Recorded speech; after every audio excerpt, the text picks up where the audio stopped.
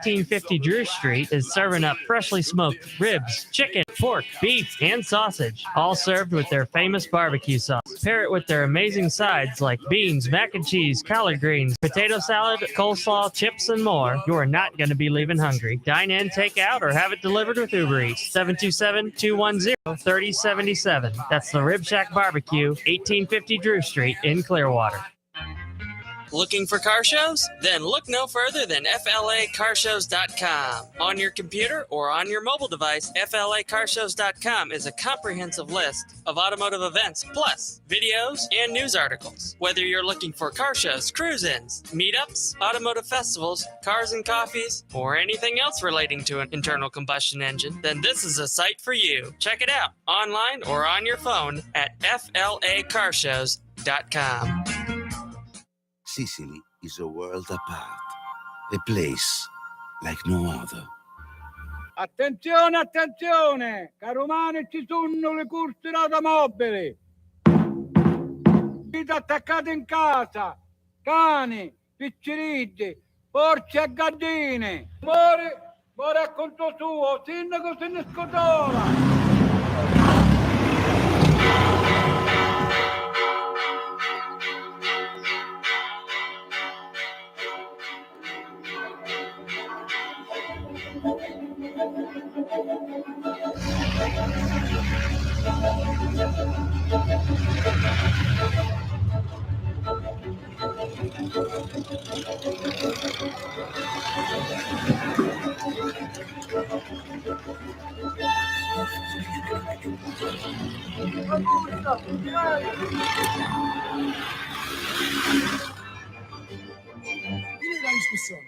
The Targa Florio was the first road circuit race of its kind, the most grueling test of man and machine.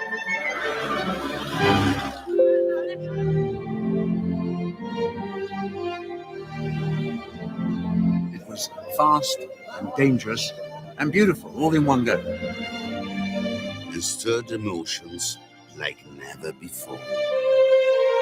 Tutta la mia vita era colma di una passione, muovendomi dal passato per vedere nel futuro.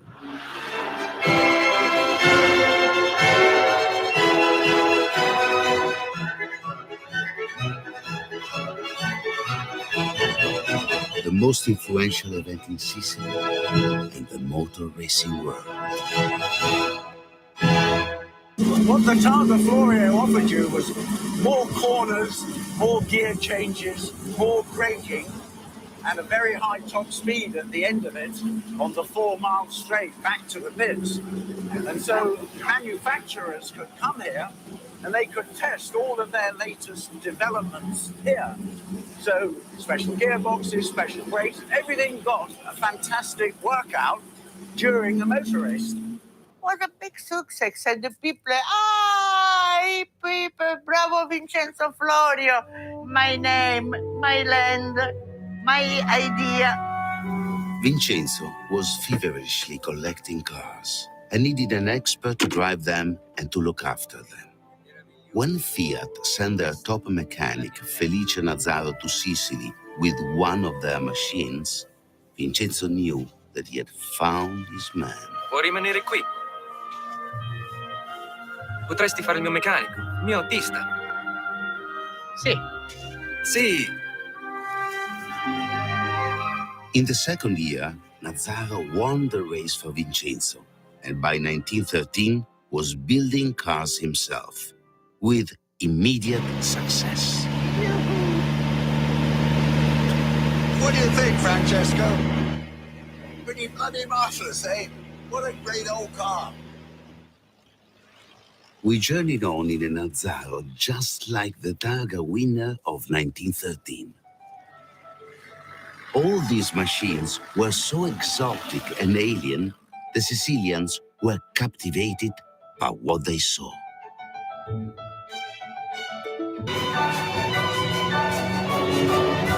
It was fast and dangerous and beautiful, all in one go. This is La Targa Florio.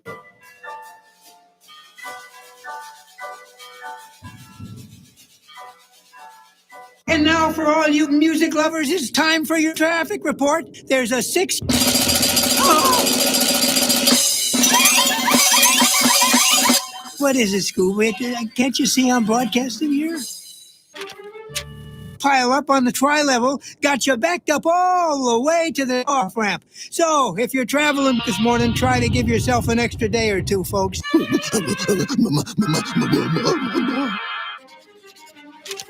Hang on, folks. I've just been handed this important bulletin. Ladies and gentlemen, we interrupt our regularly scheduled program to bring you this special report, like live as it happens. Hey, this is Wayne Carini from Chasing Classic Cars, and you're listening to Nostalgic Radio and Cars.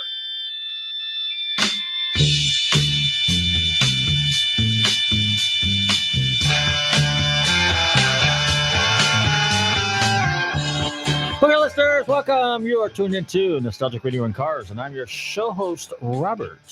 Run your computers and Google TanTalk1340.com, and you can see us live here in the studios in downtown Clearwater. Don't forget to check out our website, GulfstreamMotorsports.com, where you can find out all about us. And if you miss any of our past shows, don't forget to check out NostalgicRadioandCars.com, where all our past 620 shows, I got it right this time, Bobby, 620 shows, You did? Today's 621, are archived and waiting for you to just click that tune button, and away you go into automotive or music land. Good evening, Bobby. How are you? Pretty well. How about you? Pretty good. Still haven't done the math on how long that would take you to get through all 620 shows, but you could spend a lifetime. Well, it took us 12 years to get here. Oh, that's true. So, having said that, and today we had a beautiful... I mean, if at your shortest amount of time. Yeah. Listening to one right after another, because you One can't get enough of Nostalgic Radio and Cars. No. We also play some pretty groovy music here, too. So, and we've kind of ventured off a little bit more. So we got a lot more music guests coming on. We're debating. You know, we might do a second show since we have so many opportunities to have musical guests on. And we might have to just do a Nostalgic Radio and Cars 1 and 2. You know, so I don't know. We're playing Nostalgic Radio, Carless Radio. Carless Radio. Well, more tonight, likely to be a radioless car, but yeah. But tonight we're going to be talking about cars because besides our, if you want to know where all the car shows are in the state of Florida, you obviously go to flacarshows.com. Yep.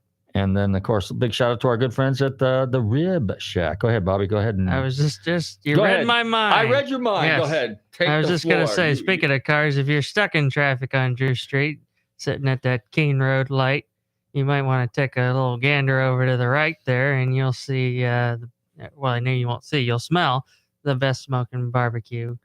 Reader's Choice voted #1, you know the drill kind of thing. Barbecue in Tampa Bay at the Rib Shack Barbecue. Not quite open yet, but I did that spot because many times a week, in fact, it's a trial run, but many times a week you can look over there and you will see a tent with some great smoking barbecue right out there in the parking lot for your drive-up pleasure. Well, yeah, Robert's out there cooking away. Sometimes Corey's out there. And, of course, today I was coming in the other direction. I forgot to go down Drew Street. I came in through Dunedin. But nonetheless... Otherwise, the smell, you wouldn't have been able to pass it. No, I would have had to stop and go in there and just try to weasel some ribs or barbecue or some kind out of them over there. But anyway, we did have a nice hot day out here today. So speaking of barbecue, I mean, I think everybody else on the continental planet got barbecue today because they set some heat temperature records today, didn't they, Bobby? So I hear, yep, from the Talk Weather Center here, we have some pretty hot one out there. Over 100 degrees feels like. Is that what it feels like? Okay, well, Anyway. But we have, I'll tell you what's hot, though, is car shows. Okay, so what we got coming up here in the next 6 weeks is the Monterey Car Week. Some say Monterey Collector Car Week, just like we say Amelia Collector Car Week, but or Scottsdale Collector Car Week. It's Car Week. And, you know, Monterey is just, I mean, the kickoff. Well, our good friends over there at Classic Motorsports, you know, they do an event on, I think, Monday. They used to have the concourse on the Ave. I'm not sure if that's going to be there this year. There's going to be the big Motorlux event, which used to be the McCall Motorworks Revival, but now Haggerty's taken it over. And so it's due to be really, really spectacular. You have, obviously, you have Legends of the Autobahn. You've got on which is all the German cars. You've got Porsche Works reunion, and then you've got the Quail, and then you've got Rolex Motorsports reunion. That's at Laguna Seca, and that's actually every day. That's Thursday, Friday, Saturday, Sunday. I mean, of course, they got something going on every day, but I mean, it's just amazing because some of the cars are incredible there. I mean, just the vintage race cars, and we're not talking putt cars. We're talking Ferraris, Cobras, Jaguars, Healey's, Aston Martins, cars with just Maseratis, just cars with just unbelievable, fantastic, just priceless cars with priceless history. And some notable drivers, some legendary drivers kind of hang out there. So, and then of course, Sunday is the big event, which is Pebble Beach Concourse. So, but tonight we're going to be talking, oh, yes, Saturday also. We almost forgot the Concorso Italiano. So that's always a fun event. Now, I think without further ado, Bobby's going to go ahead and get our guest on the line here in a minute. And speaking of Concorso Italiano, I have an MGB. Well, we all have a little MGB GT. And it is the one MGB, the GT, that was designed by Pininfarina. And so while I was at the Concorso a few years ago, I acquired a Pininfarina badge, which now resides on the side of my front fender below the MGB logo emblem that I put on. Now, neither emblems are correct or factory. Well, the MGB emblem is factory, and the Pininfarina emblem is factory, but they're not correct for the car. However, the way they're situated on the car, they look correct. And so now I take the MGB to Italian car shows, and they say, Mr. Robert, you can't have a British car at an Italian car show. And I said, well, guess what? It is an Italian car because it's designed by Pininfarina. And you said Italian-bodied cars, which would be. Anyway, speaking of Italians. Speaking of that, you must have given me the phone number to the local Italian pizza restaurant. Why? That's not the correct number? It ain't Tom's. Really? Oh, okay. Well, so I guess we'll have to hear a little music here now. Yeah, go ahead. And while we're on the subject, let's play a little music. That's a good idea. All right. So then I will we will order our pizza and get our guest. Yeah. I don't know how I did that. I can claim senility because I am now a senior. Yeah, hey, you're tuned into the too many Cars. We're going to go ahead and fire up the radio here, and Bobby's going to drop the needle in the groove, and we're going to play. Oh, little Dave Mason. He was a guest on our show. All along the radio tower. All along the radio tower. All right, we'll be right back. Don't touch that dial.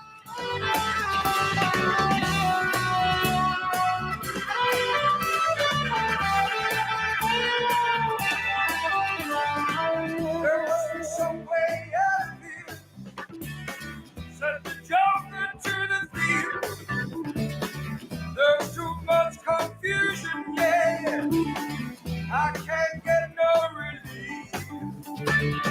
Businessmen may drink my wine, while men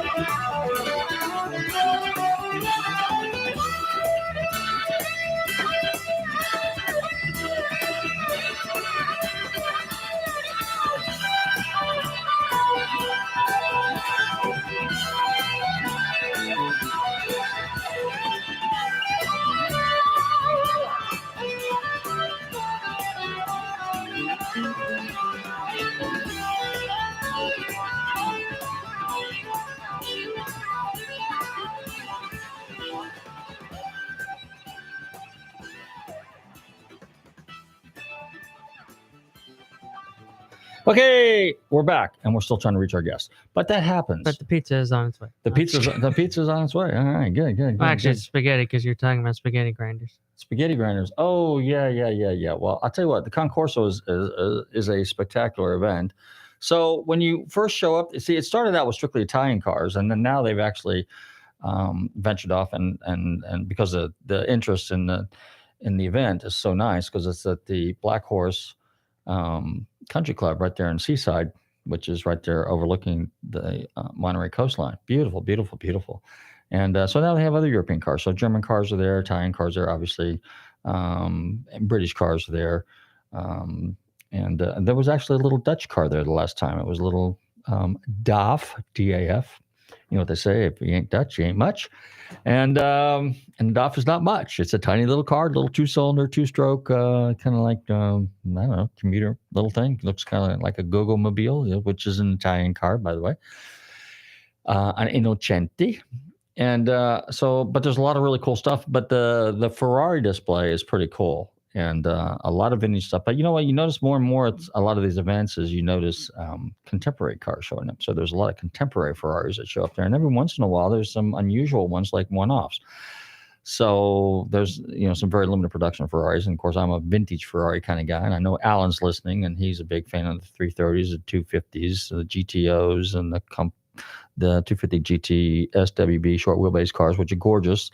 And, so Ferrari just, the Italians have designed some amazing cars over the years. And then you wander off, and then it's broken up into groups. So Alfa Romeo has a huge presence there, some amazing cars. And they're beautiful, stunning cars. And I've always been a big fan of the GTV, or the GT, if you will. It's the little coupe that came out in 65.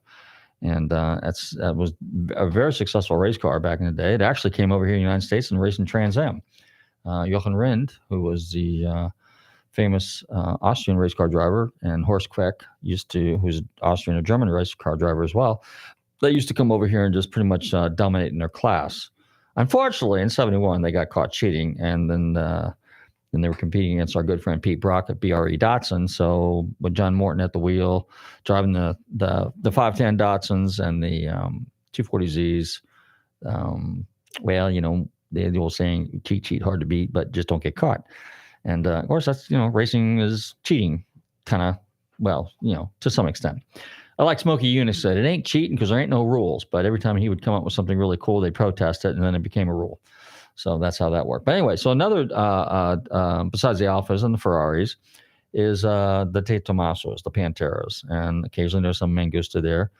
And I've had a Mangusta, or not a Mangusta, a Pantera before. And it's just a really, really cool car. I mean, it's there. All right, so we got our guest on the line. Okay, good, very good. So it's time to introduce the chairman of the Concorso Italiano, Tom McDowell. Tom, how you doing? I am doing very, very well in a rather warm day in Seattle. A warm day in Seattle. We were just talking about the temperatures and how hot the planet's getting right now. But it's hot because Monterey is taking place, and it's going to be hotter when we get to the Concorso Italiano on Saturday. Be sizzling. Exactly what we want. Exactly. So I was talking a little bit about Concorso. I was kind of walking through the field there, and I got to Panteras. But at any rate, why don't you go ahead and share with the audience here what you have in store for us this year? Well, it's really going to start with Ferrari. Mm-hmm. The 75th anniversary. Yes. And we're not going to retell the story of Ferrari's founding and its history. It's been told many times. It's been told very well many times. So we're not going to attempt to top that. We're just going to be celebrating models from every decade of Ferrari, and just showing people not only how much we appreciate Ferrari, but how important Ferrari is not only to the Italian automobile industry but worldwide.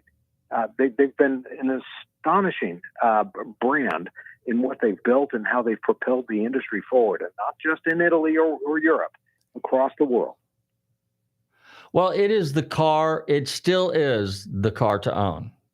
Okay. Yeah. So Ferrari, it sets the standards. In fact, I was joking with somebody the other day, the new Corvette C8, and it's a nice looking car, but it's like it can't figure out whether it's an Acura, a Ferrari, or some other car because they didn't quite hit the mark. I mean, granted, it's got a great powertrain and it's neat, but from a styling standpoint, I think they kind of missed it a little bit because the car doesn't look balanced. But when you look at a Ferrari, especially the new one that's out, the Stradale, I mean, those Ferrari just hits it every time. Well, they do, and they built their company on a relationship with Pininfarina, but that whole world has changed. The whole design world has changed, and Ferrari has brought all of their design in-house, and they do some consultation with some of the outside designers, including Pininfarina. But largely everything they do is inside, but they're hitting on all cylinders in terms of design. The first thing about a car is when you look at it, it's that curb appeal, just like when you're looking at a house. What's the curb appeal? And somehow Ferrari hits the mark every single model that they introduce. And some of them are those rather exotic, low, flat, and wide boy toys that are just spectacular cars. But the 296 that they've introduced is something a little more subdued in terms of design, but second in line in terms of performance to nothing. And so I don't know how Ferrari does it every single time. In baseball, 30% success rate, it makes you almost a Hall of Famer. Ferrari's hitting 100%. I don't know how they do it. That's why they are the leading exotic car manufacturer in the world. Yeah. So and they hold their own on the racetrack too. So they like you said, they hit on all cylinders. Yeah. It's great. I'm glad we're going to be celebrating 75 years of the mark. When I was in Italy, what was it, last September, October, something like that, I had a chance to see the first Ferrari ever built, although legally it couldn't be called a Ferrari. And it was spectacular. It had been restored. It's owned by a gentleman who he and his father they operated a wrecking yard. And I don't know how they got this car. The gentleman wasn't there when I was viewing his collection. But somehow he got a hold of this car. Ferrari has essentially offered him to name his price, and he doesn't have a price. He's not selling. But it's the first Ferrari ever built. And it's a beautiful, rather subdued car by today's standards, but quite beautiful. Built in, I think it was 1946 or 47. So where's this junkyard? No, it's funny because I used to be in the wrecking yard business. Okay, that's what I did for 30 years. I was in the salvage yard business, and I would tell you that, coming from the wrecking yard world, I would stumble on some oddball stuff. Had I known then what I know now, I would have hoarded everything I could have got my itty bitty little hands on, but I didn't. But yes, it would not be uncommon to stumble across something unusual like that. And if you were smart enough to recognize what it was and squirrel it away, well, he has the prize of prize. That's the key, smart enough, because not only does he have the first Ferrari, he has the first Mercedes. Oh, really? Yes. And I always thought that first Mercedes was in the Mercedes Museum in Germany. And I've been told, no, it's a replica. And Mercedes too is anxious to get the Mercedes in his collection as Ferrari is to get that original Ferrari. Well, now that's interesting because since the Uhlenhaut 300 SLR just sold for $142 million, and they were just commenting on, I was reading the article, like what other car could you come up with that would be more valuable than that? Well, you just named them. I think so. Both of them. They would be deep, well into the nine figures, I think. So anyway, we will be celebrating the Ferrari. We're going to be celebrating some other designers. There's a designer from Pininfarina, a gentleman named Maurizio Corbi, and I have to emphasize gentleman. He's just a true prince of a man, and we're going to be. He's had his hand in a variety of models while at Pininfarina. He's been with Pininfarina for 3 decades plus. Wow. Maurizio Corbi, we're going to be celebrating him, and it seems as though the last 25 years or so, nobody designs a car from the wheels up. They're assigned certain elements of the car, and those elements either approved to be included in the final model or they're not. And so he's had exteriors approved, interiors approved, but I don't think that he's designed any car from the front bumper all the way to the rear bumper. Interesting. We are going to be celebrating Maurizio. Okay. And that the whole design world has been turned upside down in the last 20 years too. That the Italian design they're not the only designers in the world, but there's something about the way the Italians approach the cars, and it's not just Ferrari. And there's just certain artistic elegance, and that might be redundant, but there's a certain artistic elegance about their design capabilities. And what's sad is that many of those old line designers no longer exist. But what we do have is, because the advent of technology, is that design capability has now been brought in-house, whether it's at Ferrari or Lamborghini or Maserati, any of the Italian brands, their design capability has been brought in-house. So what used to be, such as the Bertonis, the Michelotis, they're all gone.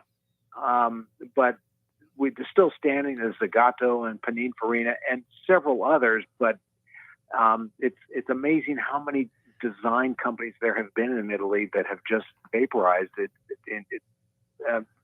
Really, we're down to about 5 now, 5 older line designers. But we will be celebrating Maurizio Corbi and his career at Pininfarina.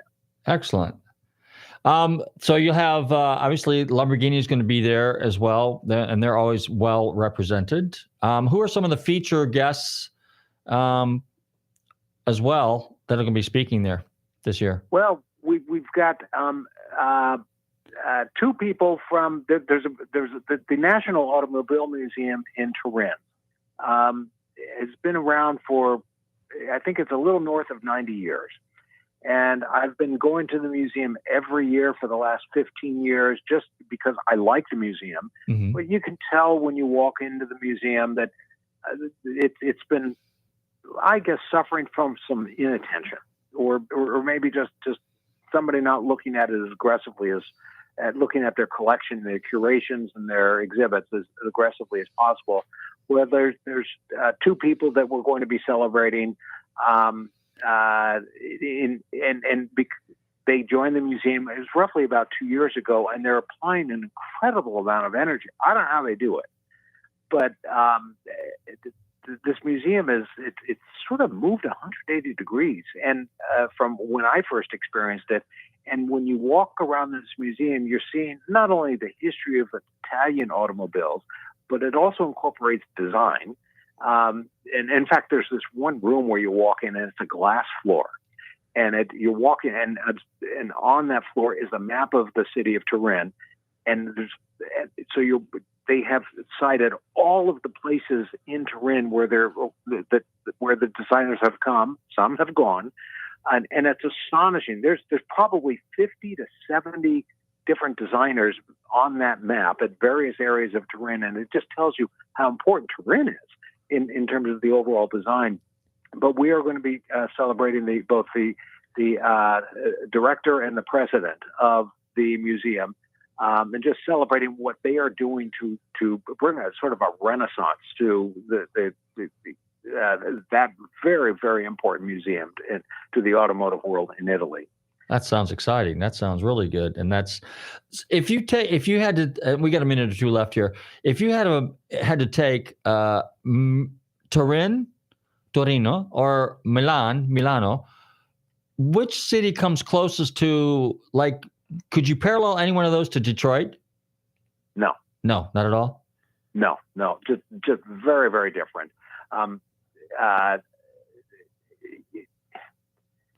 Because Detroit has been, up until maybe the last 30 years, Detroit was the center of the universe in terms of automotive. American, yeah. Right. But in Italy, it's split between three places: Modena, and Milan, and Turin. Mm-hmm. And the design has been largely in Turin, but the manufacturing process is in those three cities: Modena, Milan, and Turin. So I would not compare them to Detroit, because Detroit was just the capital of the United States automotive industry. But there wasn't a single capital, although people in Turin would probably argue that, and Milan, and probably Modena too. They have a lot of arguments for wine, food, and automobiles. But I would say that there's a pretty nice balance in northern Italy. Excellent. All right. So if people want to find out more about Concorso Italiano, how do they go about doing it, Tom?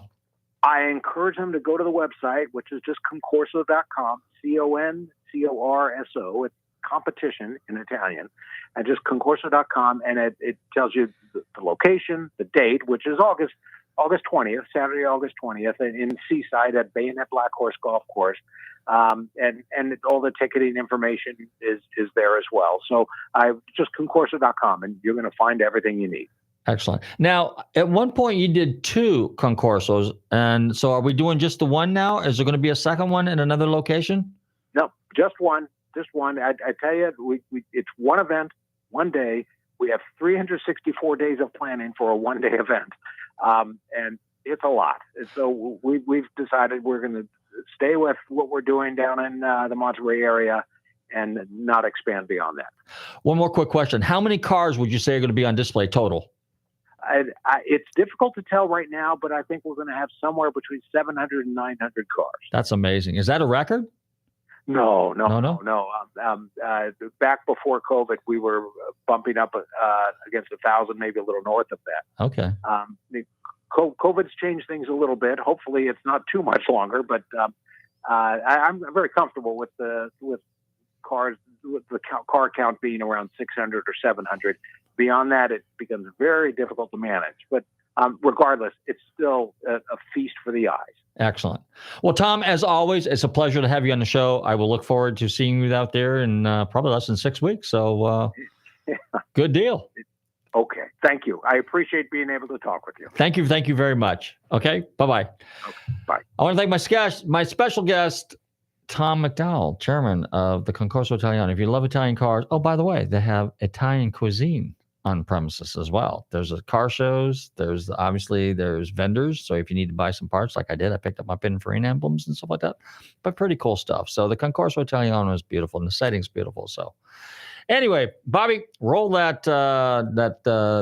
Count some blue cars now. Let's count some blue cars, and we'll be right back with our next special guest for the evening. And you are tuned into Nostalgic Radio and Cars. Mid-afternoon, I could tell by how far the child's shadow stretched out, and he walked with a purpose in his sneakers. Down the street he had many questions, like children often do. He said, tell me all your thoughts on God.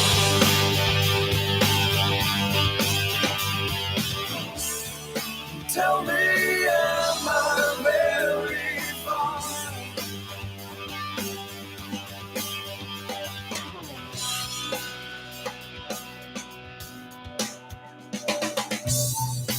Must have been late afternoon.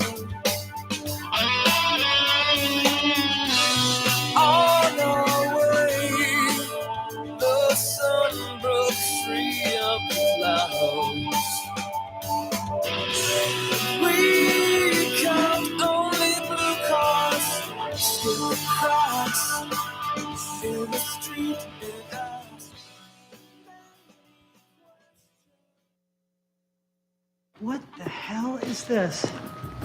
Agent Denham, that is a 1963 Ferrari 250 GT Lusso, owned and raced by the coolest cat who ever lived, Steve McQueen.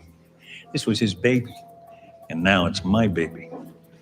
You got Steve McQueen's car parked in your living room? And here I thought you were an ass. I paid $1 million for it 10 years ago. I wouldn't sell it for 10 times that. We're 65 stories up. How do we get out of here? You don't. This car was taken apart piece by piece and reassembled inside this room. Well, this car will eventually be sold at auction with the rest of your belongings. Only if I'm guilty, Agent Denham, which I'm not. Hey, this is comedian, author, and most importantly, vintage race car driver Adam Carolla telling you I love nostalgic radio and cars. Okay, we're back, and you're tuned into Nostalgic Radio and Cars. It's time to introduce our second special guest for the evening. This gentleman is the manager of events for Haggerty, and they've got a old/new event coming up here in Monterey this week, or next couple of 3, 4, 5, 6 weeks, something like that. And I'm delighted to welcome to the show this evening, Logan Calkins. Logan, how are you? Doing great, Robert. Thanks for having me on. Oh, it's a pleasure. My pleasure. So tell us about, now we know a little bit about Haggerty, and according to the ad, to the new brand thingy that you got going at Monterey, it's the market-leading automotive enthusiast brand and world's largest organization for car lovers. So, yeah. Having said that, what say you? So, I've been working for Haggerty for about 8 years now, and we've seen a lot of evolution of the brand and, what their ambitions are as a company and what we're trying to accomplish. Most of the world sees us as an insurance company, and that's where our roots began, and we still very much are. But, our CEO, McKeel Haggerty, he likes to really think of us more as an automotive lifestyle brand and a company that is going to save driving. So, a lot of our brand initiatives have gone in the direction of, with insurance, media, marketing, and events. And so we've started to purchase a lot of events and create a lot of great events to encourage people to drive and to keep the hobby alive and to, motivate people to stay together and to enjoy these cars together. So, we've really grown into something great and, including this event that we're going to talk about tonight. So talk about Motorlux, which formerly was the McCall Motorworks Revival. So where does the name Motorlux originate? And tell us about Motorlux. Well, Motorlux was a name that our marketing team came up with. And I'm going to be honest with you, I wasn't in the room when they created the name. I love it. I do know that it's all encompassing of, luxury and motors and, planes and engines in general. Mm-hmm. So yeah, it was the McCall's Motorworks Revival. We wanted to take a fresh take at the name of it and preserve that legacy of what the McCalls had created. A lot of people who have been coming to the event, some know that the event originated as a barbecue, really. It was the McCall's barbecue that they held at their old hangar. It grew, they moved it over to the Jet Center, and it grew even more. And it's a legacy that they put together for 30 plus years. And as a new company coming in and purchasing it, it's always very, it can be difficult to balance legacy with innovation and change. And so to kind of preserve the name of the McCalls and what they've created, we're giving it a new name, but we are building off of that same legacy. And, you'll see a lot of the same things in this year's event. And we're just hoping to put our own little spin on it. Are you going to, so what are you adding to it? But for our listeners, and I talk about it from time to time, but for our listeners, tell a little bit of what actually goes on there. Because it's really an exciting event. And it's actually... It is a very exciting event. It's kind of considered kind of like the kickoff party for the Monterey Collector Car Week. It is. And actually, in talking with Gordon, I've gotten to spend a lot of time with him recently as we plan for this year's event. Yeah, it's kind of funny because when Gordon said that he told his friends he wanted to have an event on Wednesday night, everyone thought he was crazy. But they all said, that's 2 days before people get here for Pebble Beach. Like, no one's in town on Wednesday, and now we're seeing, events starting on Monday and Tuesday of smaller scale. But yes, this event has kind of become the kickoff party to Monterey Car Week. The other interesting thing about this event is, and for those who haven't been here, is that it celebrates not just cars. There's motorcycles, there's airplanes. It's at the Jet Center, and there's usually big jets, small jets, vintage aircraft, all of these great things mixed together. And as we know in the hobby, that people they're not usually just into cars. They're into these other things as well. And it's very much a lifestyle event. A lot of Monterey Car Week is just about cars. This event is much more of a party. We have a great display of cars, but at night the music turns up. People like to dance. There's lots of food, lots of drinks. It's really a good time, and it's an opportunity for us to get some new people out into the car hobby who may not be as seasoned as the people going to the private events all over the peninsula. But it's more of a big event to kind of get everybody ready for the week. So now so we're going to have there's going to be entertainment there, like there always is, right? And there's always food and beverages. And if I remember correctly, did I see a boat or two there once before? You can have. Yeah, I believe there was a boat or two once before. We probably will not have any boats this year. Okay. And then where does Broad Arrow fit into this? And tell us about Broad Arrow, because I believe you recently acquired them as well, right? We are partners in Broad Arrow. Okay. They are a separate company. We are partners with them. They are going to be hosting their first live auction in conjunction with Motorlux. Okay. So our Motorlux event is on Wednesday night, which will include a preview to the auction. Okay. There's going to be 85 cars, and they will be spread throughout the show. As opposed to walking into a room full of cars for sale, they will be a part of the Motorlux event. Okay. So, the cars will be in the event, along with some other display cars that I'll talk a little bit about on this. But they've really pulled together a significant collection of cars. One of the ones we're really excited about is that they got the Sean Connery Aston Martin, which is being auctioned off, and I believe it still belongs to the Connery family. Oh, really? So, I mean, for the James Bond fans out there, this is like the bucket list car. For sure. Well, I'm a big James Bond fan. In fact, my son's middle name is Ian because of Ian Fleming. So, well, then we'll have to have you out so you can see the car and get some pictures with it. absolutely, absolutely. So, we have the auction as a part of it, and the auction. So the preview will be all day Wednesday with a slight break for us to get ready for Motorlux. The Motorlux event will include the preview for the auction, and then the auction will be the following evening. I think it starts around 5 p.m., but don't quote me on that. And goes until 10 p.m. on Thursday night. Okay, good. It'll actually be in the hangar next door to ours. So generally speaking, you walk into the event, you see the big hangar. The one just to the left is where the Broad Arrow auction is going to be. Okay. A lot of people don't know this, but the McCalls actually had an auction there. I can't remember. I think it was 12 or 15 years ago with Christie's auction. Oh, really? It must have been longer than that. It was a while. I was going to say, yeah. There was an auction in there. But, and it was always a big success. But as we know, that didn't continue on. So we're really excited to see this come about. Well, that's interesting too. So now Motorlux, is this just going to be this particular event, or is Motorlux going to be a name for future, let's just say, hangar parties, if you will? We'll have to wait and see. We'll have to wait and see. Okay. Yes.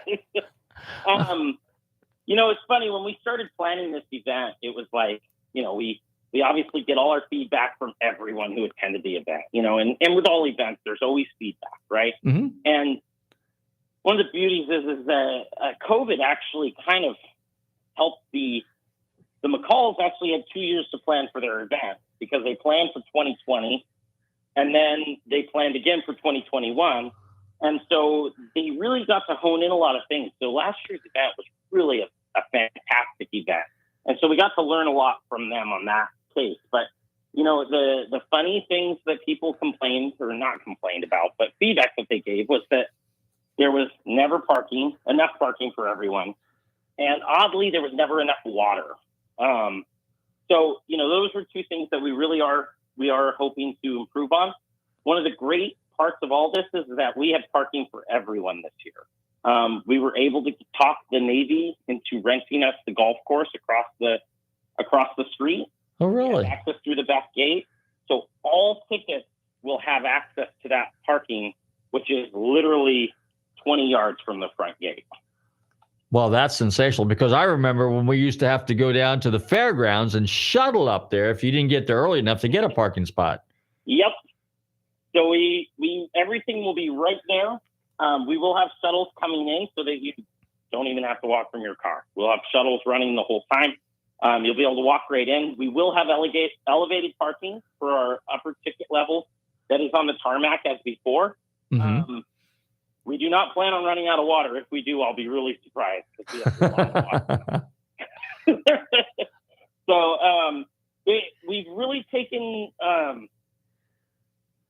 one of our goals is with the food and beverage, we really are trying to keep things local. That's something that Haggerty has as a big initiative to help local economies.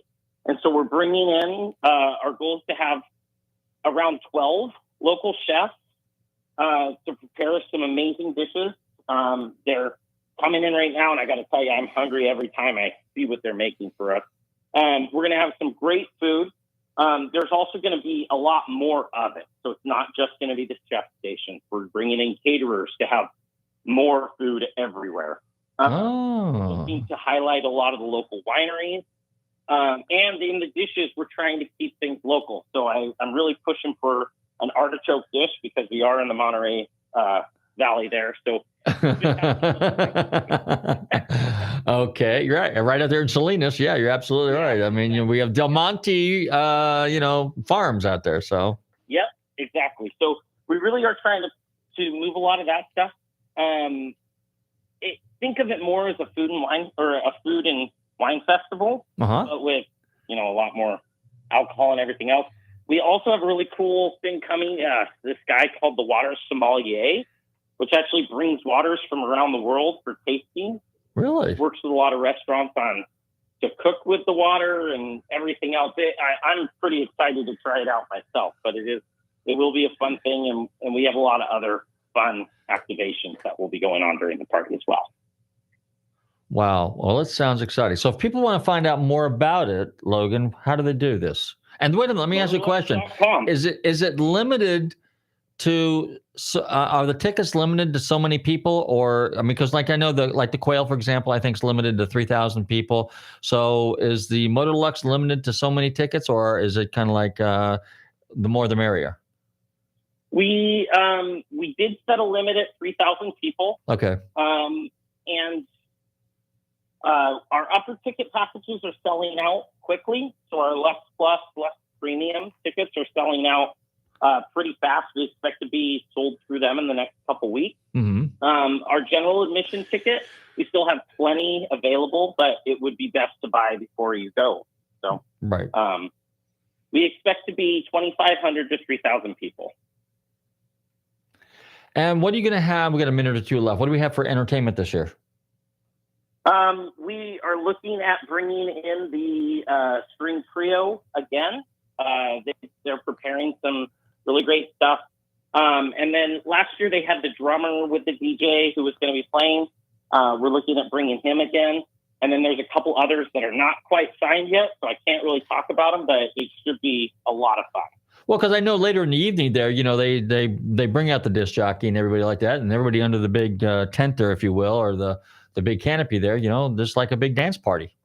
Oh, yeah. And we expect it to be just as big, if not bigger than before. We did bring in a bigger dance floor, and we have a lot more tarmac this year because of our adding of Broad Arrow. So there's a lot of space, and it's going to be a big party. Is our friends from Guinness going to be there? I'm not sure. I need to check with our team. They're buttoning up the sponsorship aspects of it right now. But I'll be happy to get back to you on that. Okay, because I'm a Guinness fan, and I was there last year. I always make sure I hit the Guinness keg. So, well, there'll be plenty for you to drink. Okay, that's good. And food and drink and eat and people, and it's just a great place to meet people, network. I mean, there's just some amazing personalities that walk around there too. That's so it's also very exciting about the event. Really cool cars. I just got word today that Mobile One is bringing the Hund of Pegasus.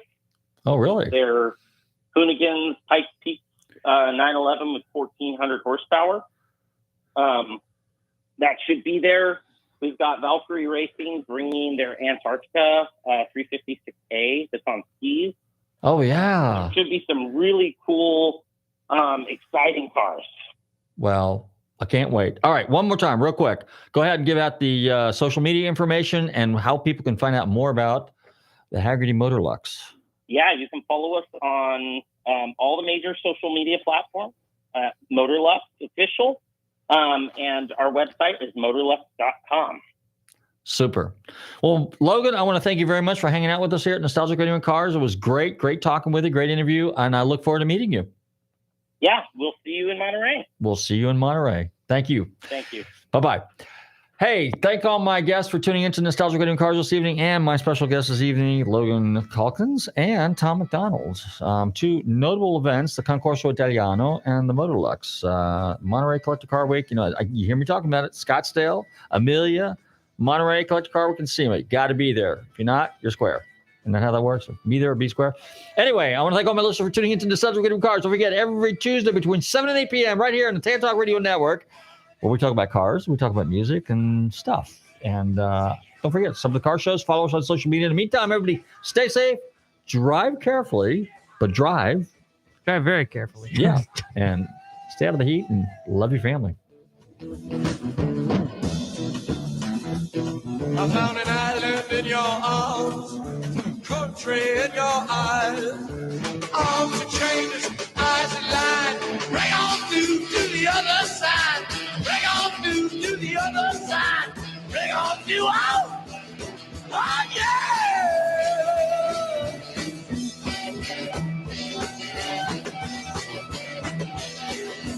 Rain to sea, week to week, day to day, hour to hour, day straight, deep and wide. Bring on through to the other side. Bring on through to the other side. Bring on through, bring on through, bring on through, bring on through.